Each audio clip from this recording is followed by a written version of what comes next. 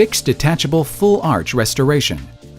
A fixed detachable full arch restoration is used when all teeth are missing in the upper or lower jaw.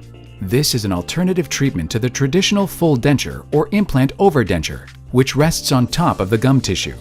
In this procedure, multiple implants are placed. The implants are typically left to heal for a few months. Exact time will depend on the quality of the bone where the implant is placed. Following healing, the implants are uncovered and a custom fixed detachable full arch restoration manufactured by a dental laboratory is seated directly into the implants. Using small screws, the restoration is then secured to the implant bodies. This keeps the restoration stable and stationary while enabling your dental practitioner to remove it should the need arise. If you are missing all of your teeth in either your upper or lower jaw, or in both jaws, a fixed detachable restoration may be the best solution for you.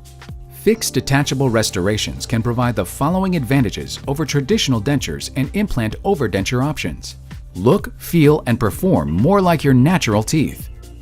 Help preserve surrounding bone by replacing the tooth root.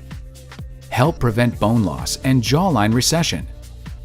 Restore a more secure biting ability than a removable denture. Improve appearance and self-esteem. Provide comfort and security.